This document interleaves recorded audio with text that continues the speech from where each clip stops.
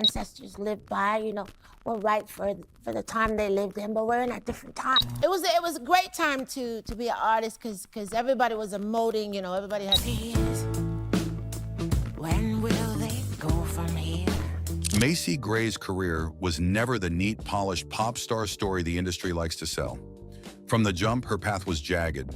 Big breaks that broke down, sudden fame that turned toxic, and a voice so unusual it almost kept her out before it took her to the top. She's lived every corner of it. Signed and dropped before her first album, married and divorced while raising 3 kids in 5 years, then catapulted into global stardom off one song that still defines her. With the fame came the money, the drugs, the parties, and eventually the crash. But she said the thing about drugs is that they're bad luck. Every time I do drugs, something bad happens. And when she tried to speak her truth, whether about addiction, mental health, or identity, the backlash was just as loud as the applause. Macy's story isn't about a perfect arc, it's about survival, about clawing her way back after every fall, and about the cost of being unapologetically yourself in an industry that only forgives when it wants to. To them for who they are and who they want to be and their opinions, and that's what... Macy Gray's first big break should have been the moment everything changed. After hustling around LA in smoky little clubs and piecing together demos with writer-producer Joe Solo, Atlantic Records came knocking in 1994. Finally, she thought, the weird, raspy voice she'd been insecure about had a place in the industry. But here's the gut punch. Before her debut album could even see the light of day, the exec who signed her walked out. Just like that, Macy's deal was dead. No album, no push, no backing. One minute she was signed, the next she was dropped. Discarded like she didn't fit the mold. For Macy, it wasn't just professional heartbreak, it was personal. She left Los Angeles altogether, retreating to Ohio, convinced the dream was over. She married Tracy Hines, a mortgage broker, had kids, and tried to play the role of someone settling into a normal life.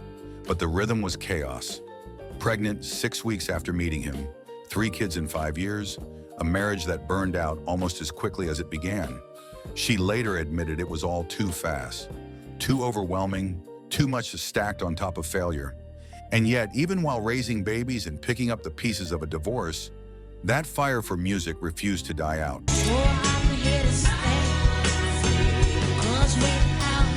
She was scarred by the Atlantic ordeal, but the pull to create was stronger than any label's rejection.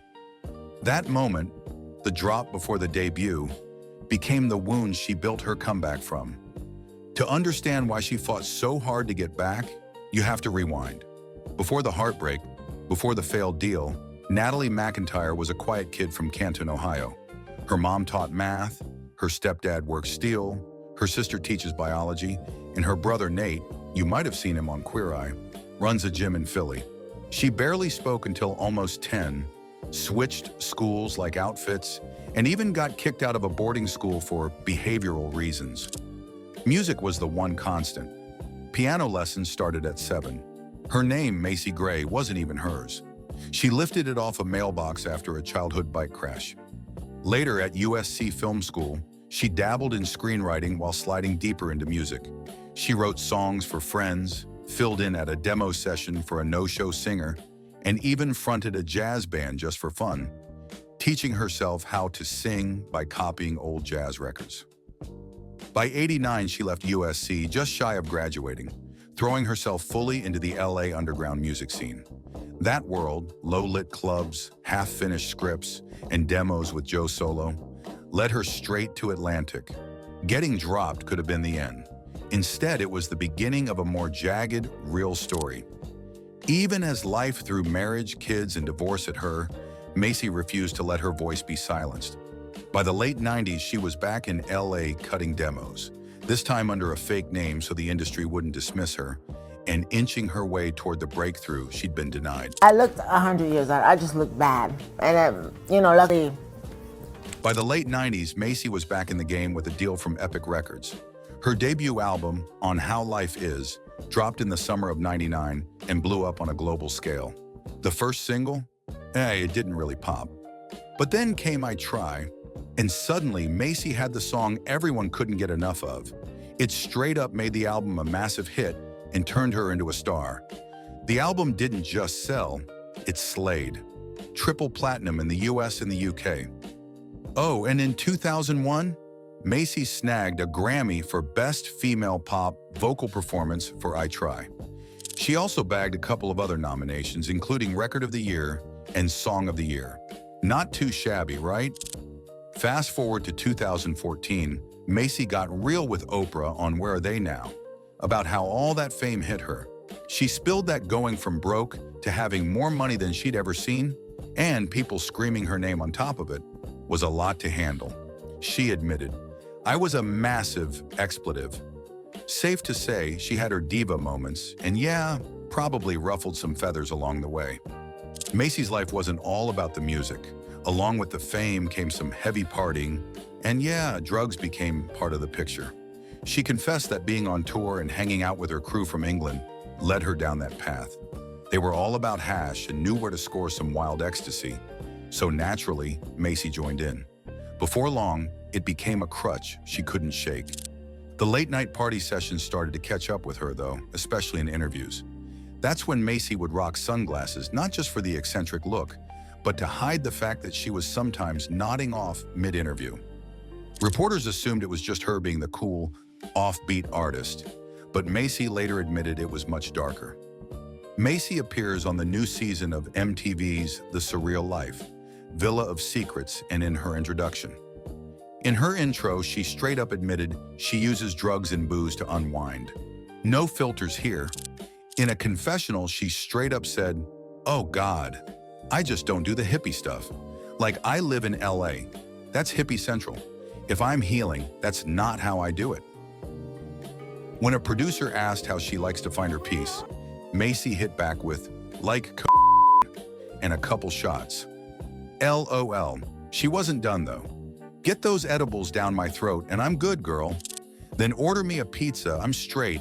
I don't need all that stuff. I'm good." She did end up sitting in on the group session, but let's just say it wasn't her thing. "It was impossible for me to really get into it," she admitted. I started looking like I got really, really skinny, like unhealthy skinny. On a more serious note, Macy's been open about her own struggles with substance abuse and mental health. In a past interview, she said mental health issues don't get enough attention, especially for young people. "Your mom's always telling you, be strong, you'll get through it, don't cry," she shared. "But it's really hard and it costs you. So I want to help out as much as I can, especially for kids." The turning point? It was something a little shallow. Vanity. Macy admitted that one day she looked in the mirror and hated what she saw. Those tired eyes and messed up skin were enough of a wake-up call to push her to clean up her act. She admitted she used to think it was okay to just walk around feeling miserable, crying and unloading all her problems on everyone. But eventually she realized, yeah, that's not really gonna work. She said she taught herself how to keep it moving. No magic formula, just making a choice. And now she tells her kids the same thing. Life's messy, nothing's ever gonna be perfect, and you can't just sit there waiting for it all to fall into place. You've gotta get up, figure it out, and make it happen. And not just survive, she's talking about shining while you're at it, owning your moment, even when everything's falling apart. Say this and everybody's gonna hate me, but as a woman, just because you go change your parts doesn't make you a woman. So Macy, let me talk to you about a furore that you're involved in last. In an interview with Piers Morgan, she talked about how most celebs these days are so scared to even define what a woman is. Like, imagine asking someone that question, instant panic mode. But if you ask Macy, easy, someone with boobs. That's a solid starting point, right? According to her, the dictionary literally spells it out. Adult human female. Simple. But yeah, things have gotten kind of messy with all the he, they, she convos. And don't even get her started on the whole trans athletes debate. Look, I'm all for supporting trans rights, fairness, equality, all of it. But when someone with an obvious physical advantage transitions and then starts crushing it in women's sports, that's not really fair, is it? And yeah, she knows people are going to roast her for saying it. But as a woman, Macy believes that just changing your body parts doesn't make you a woman. Like, sorry, but facts are facts. If you want me to call you her or whatever, I will. I'll respect that. But it doesn't rewrite biology, you know?